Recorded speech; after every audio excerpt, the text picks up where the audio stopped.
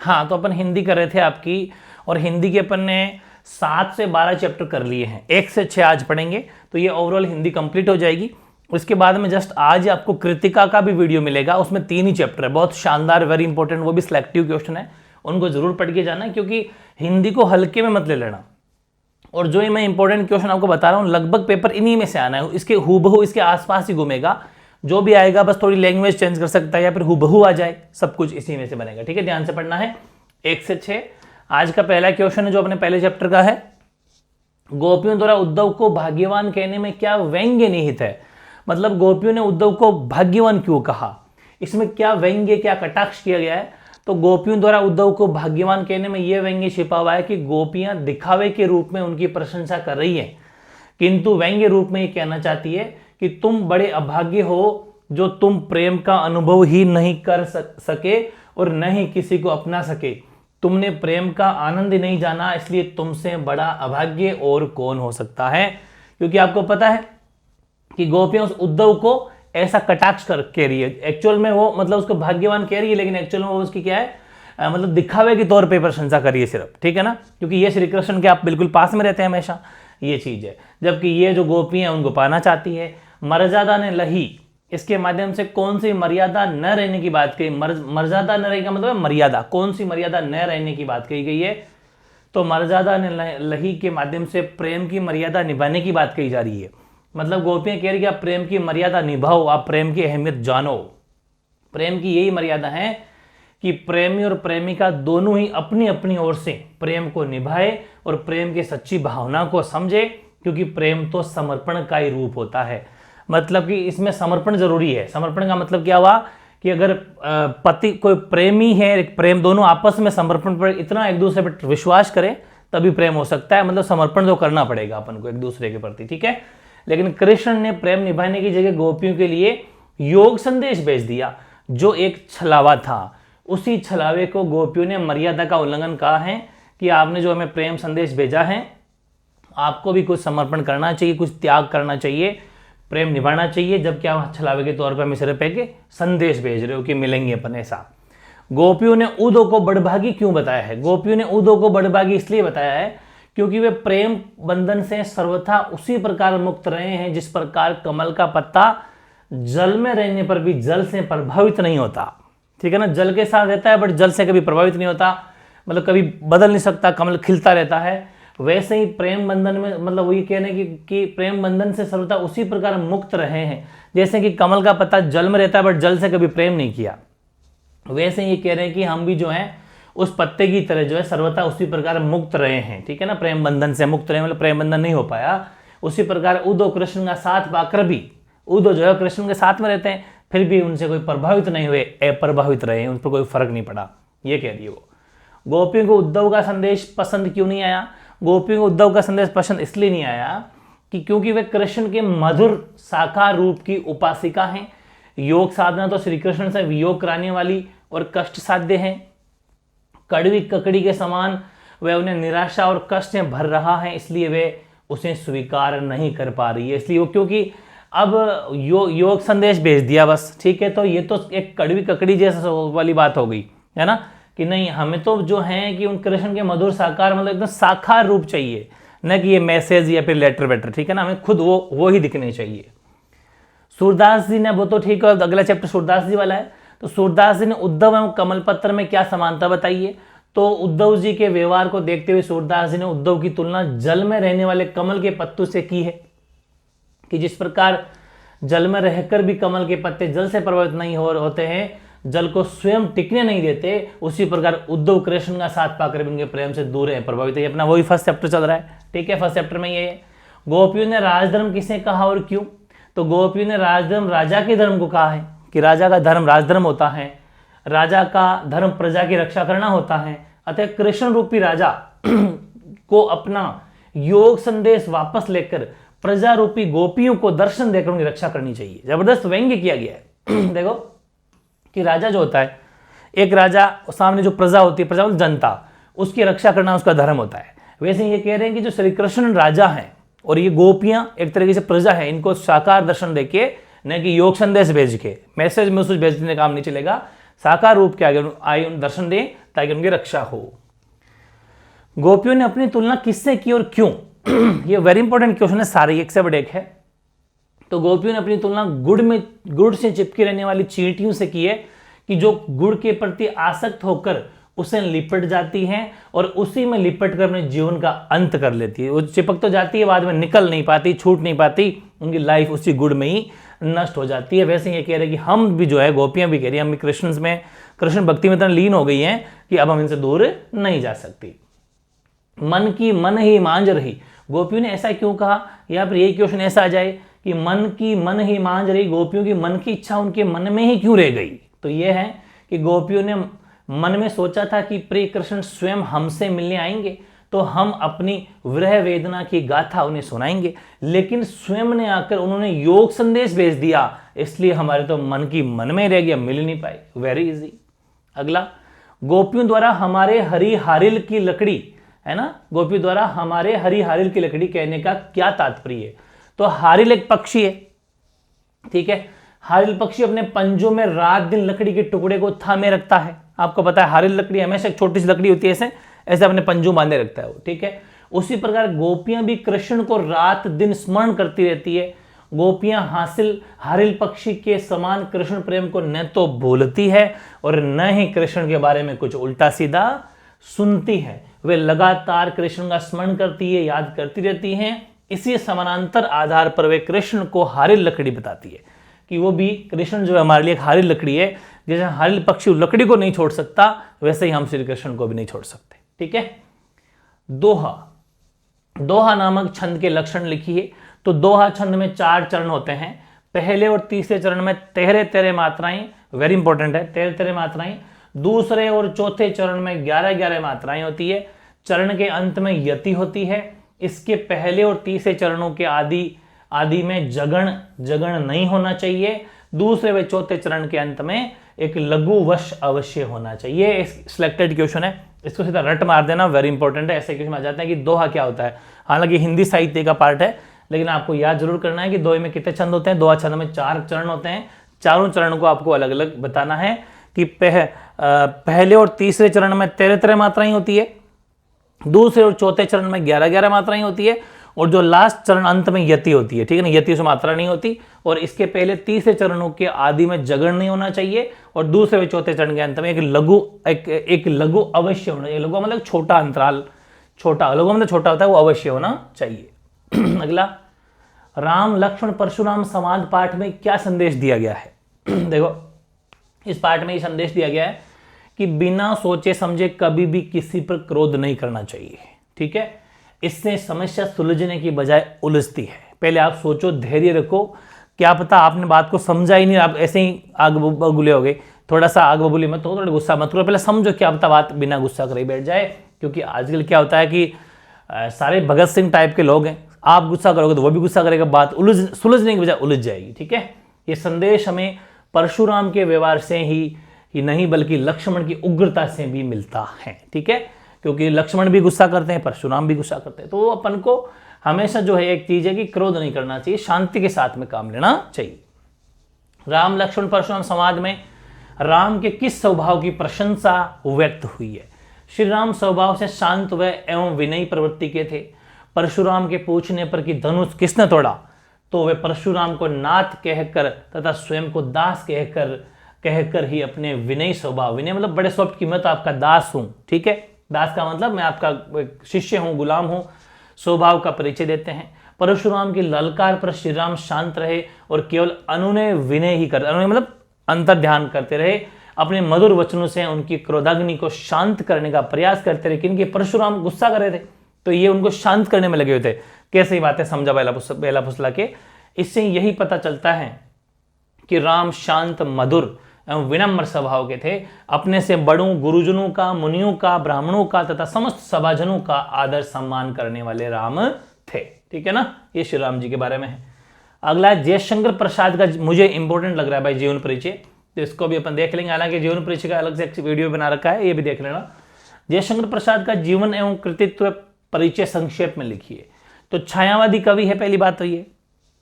जयशंकर का जन्म सन 1889 में वाराणसी में हुआ, ठीक है, 1889 वाराणसी में हुआ। काशी के प्रसिद्ध क्वींस कॉलेज में पढ़ने गए, परंतु स्थितियां प्रतिकूल होने के कारण उनको 8वीं से आगे नहीं पढ़ पाए। वो स्थिति उनके खिलाफ रही, प्रतिकूल रही, इस वजह से नहीं पढ़ पाए और 8वीं तक ही पढ़ पाए। बाद में घर पर ही संस्कृत, हिंदी, फारसी का अध्ययन किया। इनका जीवन अत्यंत संघर्षमय रहा, बहुत ज़्यादा दुखमय रहा। 1937 में निधन हो गया इनका, मतलब इनकी मृत्यु हो गई, निधन हो गया।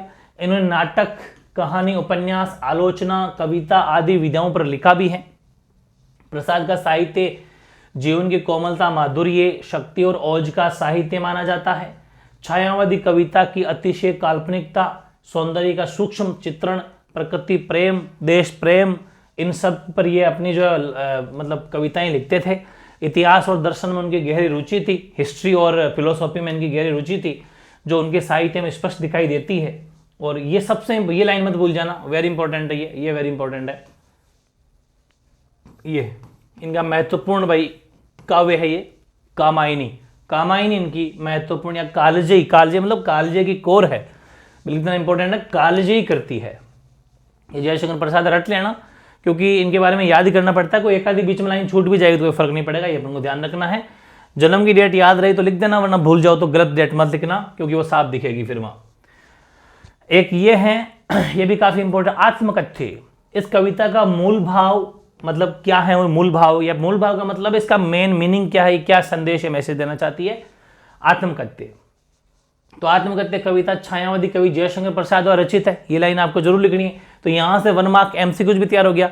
आत्मकथ्य के लेखक कौन है? जयशंकर प्रसाद है। इसमें कवि अपने भावों की अभिव्यक्ति करता है। सीधी सी बात है, कवि कोई भी अपनी कविता में अपने फीलिंग्स, अपने भाव ही शेयर करेगा। बिल्कुल, ये तो लाइन कॉमन है, लिख सकते हो। कवि संसार की नश्वरता पर विचार करता है। तो दुखों से भरा ये जीवन नाशवान है। नाशवान का मतलब सब लोग दुखों से भरे हुए, नाशवान है, सभी नाश करने में लगे हैं। कठिनाई और परेशानियों के अलावा इससे बताने को कुछ भी नहीं है। कवि का कहना है कि उसके जीवन की गागर तो खाली है, वह भला दूसरों को क्या दे सकता है। वह अपनी भूलों और दूसरों की रचनाओं को उजागर नहीं करना चाहता, क्योंकि कोई लाभ नहीं है, क्योंकि इसका कोई लाभ नहीं है। जब है ना, खुद इतना परेशान, दूसरों क्या सुख देंगे। और ये ठीक है कि कवि के जीवन में सुखद क्षण आए थे बीच में, जिसमें प्रेयसी के साथ हिलमिल कर समय व्यतीत किया था। प्रेयसी का मतलब इनकी प्रियतमा। पर वे क्षण कुछ ही पल टिक पाए, सुख उनके निकट आते आते चले जाते थे और कवि उन क्षणों को प्रतीक्षा करते रहते थे। वे अपनी प्रियतमा के सौंदर्य की प्रशंसा करते हैं। उसके गालों की लाली उषा के लिए भी ईर्ष्या का विषय थी। इन सब बातों को अब कहने का कोई लाभ नहीं, उसकी कथा में दूसरों को कुछ भी नहीं मिल पाएगा। ये कह रहे हैं कि मुझे प्रियतमा नहीं मिली, मैं जिसको चाहता था मुझे नहीं मिली, या फिर कुछ समय ऐसा लगा था जैसे मिलेगी, लेकिन अब मैं ये बातें बता भी दूंगा तो उससे कोई दूसरों को लाभ इसमें होने वाला नहीं है। ये तो इनकी स्टोरी है। अगला, कविता में बादल किन किन अर्थों की ओर संकेत कर रहा है? Very important, very selected question है। तो कविता में बादल कौन कौन से अर्थ निम्नलिखित की ओर संकेत कर? नंबर 1, पीड़ित प्यासे जनों की प्यास बुझाने और सुखकारी शक्ति के रूप में। जो पीड़ित प्यासे हैं भाई, जैसे किसान वगैरह हो गए, और भी धरती पर ऐसे खूब सारे पशु पक्षी हैं जो इंतजार कब बारिश आए, है ना, वो प्यास है, उन प्यास बुझाने के लिए। और सुखकारी शक्ति, सुखकारी का मतलब जैसे हरियाली आ जाएगी, सब जानवर पशु पक्षी सब हरा भरा हो जाएंगे, खाएंगे पिएंगे ना। उत्साह और संघर्ष की भावना रखने वाले क्रांतिकारी पुरुष के रूप में भी होती है। बिल्कुल, जब बादल गरजते हैं तो आपको पता है ना, उत्साह जोश भर जाता है। जल बरसाने वाली शक्ति के रूप में, भाई बारिश होगी तो जल तो बरसे गए, तो जल बरसाने वाली शक्ति के रूप में।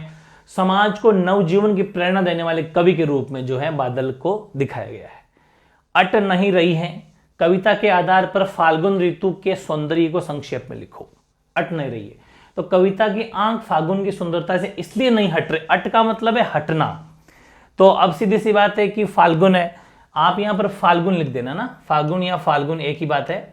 वैसे हिंदी साहित्य का वर्ड है फाल्गुन, फागण का जो महीना है, उस फाल्गुन की सुंदरता इसलिए नहीं हट रही है कि उस समय वसंत ऋतु होती है। भाई फाल्गुन में ऋतु कौन सी होती है? वसंत, ठीक है। उसके आगमन से सारी प्राकृतिक शोभा मनोकारी और रंग बिरंगी हो जाती है, चारों तरफ हरियाली हरियाली छा जाती है। कवि का मन उस शोभा को लगातार देखते रहना चाहता है, इसलिए इसकी सुंदरता को निहारता ही रहता है, चाह कर भी वे अपनी आंखों को उससे हटा नहीं पाता।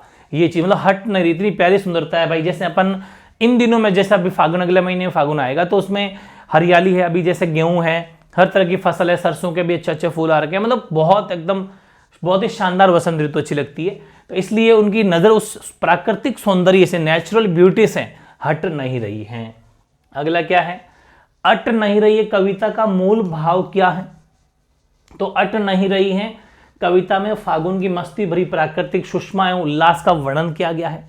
ठीक है, इसमें कई मादक हवाएं हैं, कई वृक्षों पर लाल हरे पत्ते उगाए हैं, कई रंग बिरंगे फूल खिले हैं, हर जगह शोभा समाई नहीं समा पा रही है। इतना लबालब मौसम, एकदम हरियाली से बिल्कुल बिल्कुल अट नहीं रही है। इस ये मेन इसका मतलब ये है कि प्राकृतिक सौंदर्य को आप जितना मन से लिख सकते हो लिख दो, वो इसकी मेन है। उत्साह कविता का केंद्रीय भाव, सेंट्रल आइडिया है, पर मेन मैसेज या मेन अर्थ क्या है? उत्साह, कविता दो है ना, अट नहीं रही, उत्साह का बताओ। तो उत्साह निराला जी की है। निराला क्रांतिकारी विद्रोही कवि माने जाते हैं। उनका उद्देश्य समाज में बदलाव लाना है।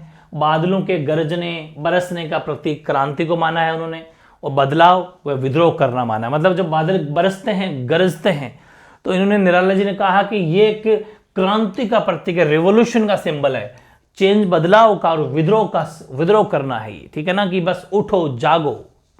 इसलिए उत्साह मुख्य रूप से एक आह्वान गीत है, आह्वान कर रहा है, ये लोगों को जगा रहा है। ठीक है ना, आह्वान गीत है। एक तरफ कवि की भावना है कि बादल पीड़ित व प्यासे जनमानस की आकांक्षाओं को पूरी करने वाले हैं। भाई बादल क्या करेंगे? आपको पता है कि पूरा जनमानस जो प्यासा है, और भी कुछ खूब सारे किसानों की इनकी आकांक्षाएं हैं, उनको पूरा करने वाला इच्छाएं। तथा दूसरी तरफ वही बादल नई कल्पना व एवं नए अंकुर को जन्म देने के साथ साथ लोगों के अंतर्मन क्रांतिकारी भावना पैदा करने का भी है।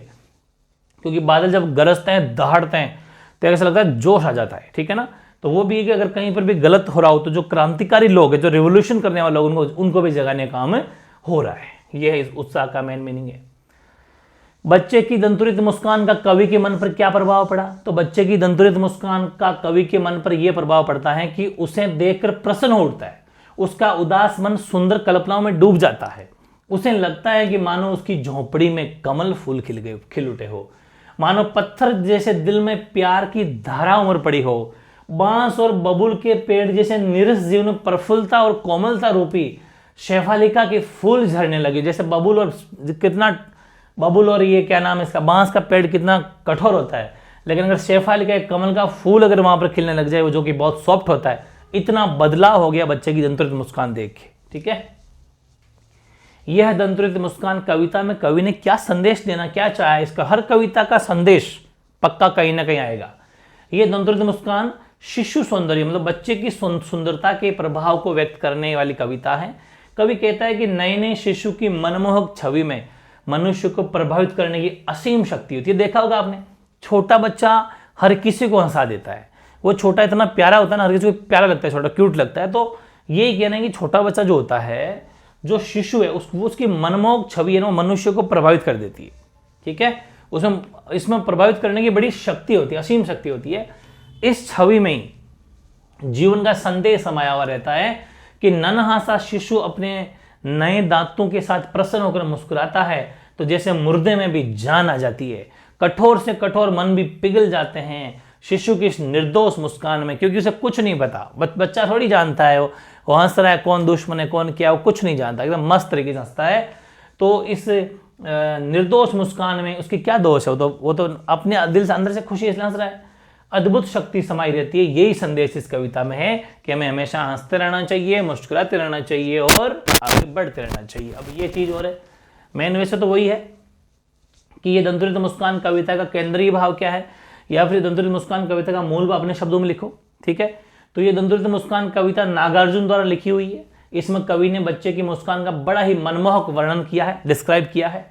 वह बच्चा जिसमें अभी अभी दांत निकलने शुरू हुए हैं, कवि ने उस मनोकारी मुस्कान के माध्यम से व्यक्ति के हृदय की सरल अभिव्यक्ति प्रस्तुत की है कि हृदय पिघल जाता है कठोर से कठोर व्यक्ति का भी उस बच्चे की मुस्कान देख के।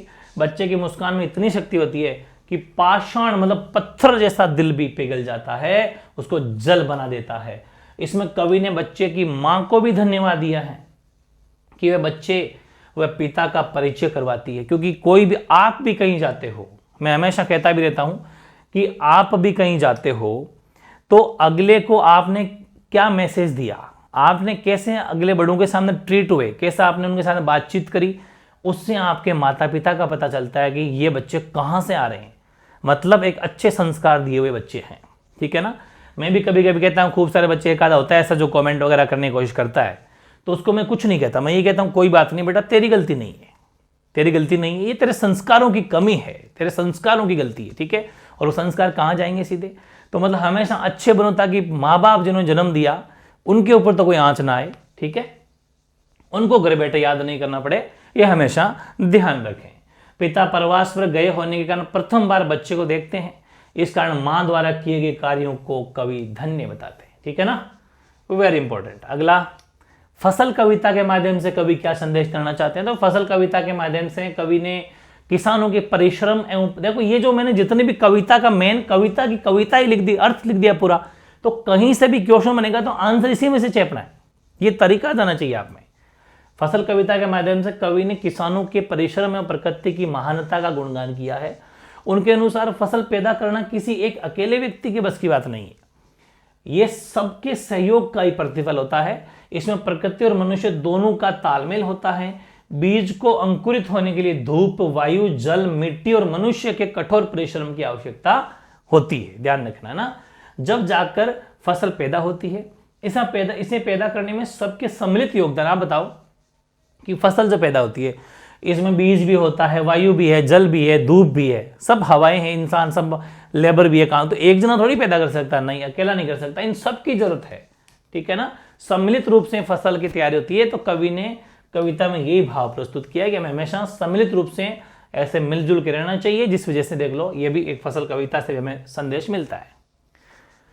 ये है भाई कवि मंगलेश डबराल, इनका जीवन परिचय भी इंपॉर्टेंट हो सकता है, ठीक है, या मतलब जीवन परिचय वो आ जाए, या फिर इसी का दूसरा क्वेश्चन आंसर सेम ही होगा, क्वेश्चन अलग अलग पूछ सकता है कि मंगलेश डबराल के कृतित्व एवं व्यक्तित्व पर प्रकाश डालिए, बात एक ही है, जीवन परिचय बोल दो चाहे कृतित्व एवं व्यक्तित्व बोल दो।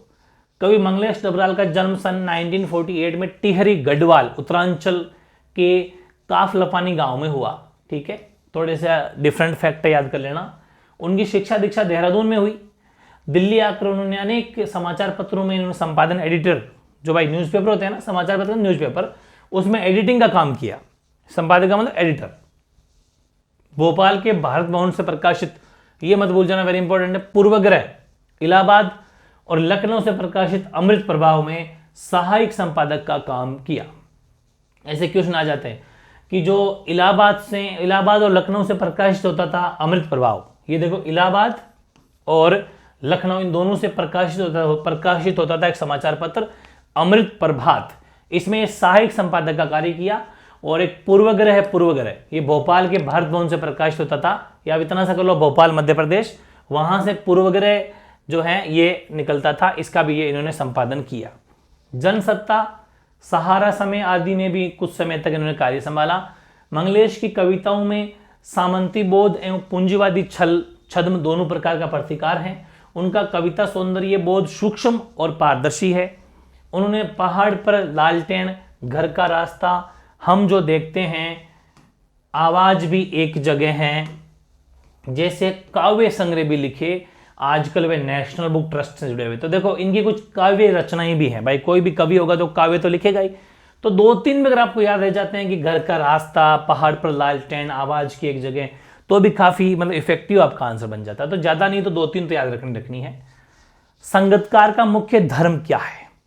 तो संगीतकार का मुख्य धर्म है कि वह मुख्य गायक को महत्व दे। संगीतकार का मेन धर्म है, जो मुख्य गायक है उसको वो महत्व दे, उसकी मान प्रतिष्ठा को स्थापित करे, सच्चे मन से उसकी शारदगी को स्वीकार करें और उसकी आवाज को हर स्थिति में बल दे। बल दे का मतलब है और अच्छी, मतलब ऐसे बल दे, उसको सहारा दे, अपनी आवाज को उसकी आवाज से ऊंची नहीं होने दे, ठीक है ना।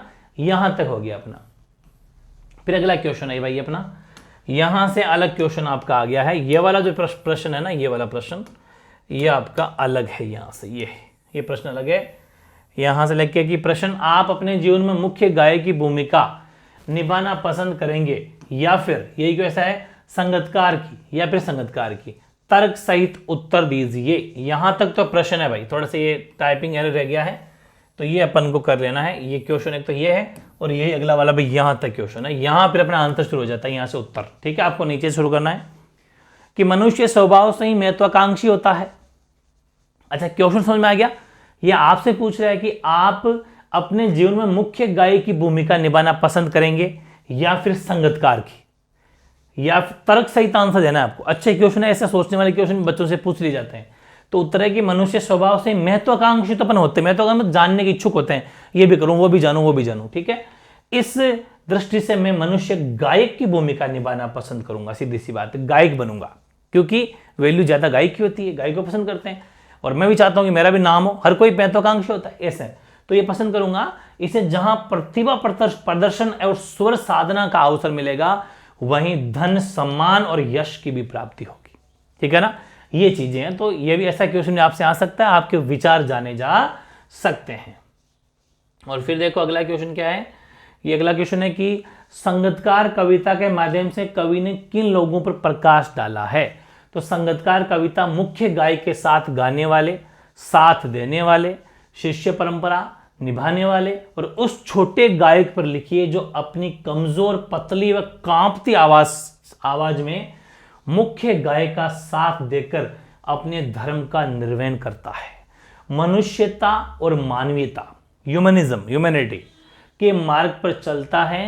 प्रस्तुत कविता में कवि ने उन लोगों के बारे में विचार प्रस्तुत किया है कि जो हर बड़े काम के पीछे सहायक की भूमिका निभाते हुए कभी प्रसिद्धि का स्वाद नहीं चखते। जैसे कि खूब सारे लोग होते हैं, आप लोग क्या करते हैं, हम सब क्या करते हैं कि वो क्या सिंगर है, लेकिन उस सिंगर के पीछे ये कभी नहीं देखा कि अगर उस सिंगिंग में वो साउंड नहीं होता, पीछे वाला उतना सजाया हुआ वो नहीं होता, सारे वो ढोल नगाड़े तबले वाले नहीं होते, वो म्यूजिक वाले नहीं होते, तो फिर कैसे पार पड़ती, वो बिल्कुल हमें बेसुरा लगता, उतना अच्छा नहीं लगता। तो वही चीज है, लेकिन उनकी कभी प्रसिद्धि नहीं होती कि ऐसे कभी सुना है क्या कि वो ढोल बजाने वाला उस सिंगर के साथ, ऐसा नहीं, कभी सिर्फ सिंगर की वैल्यू होती है।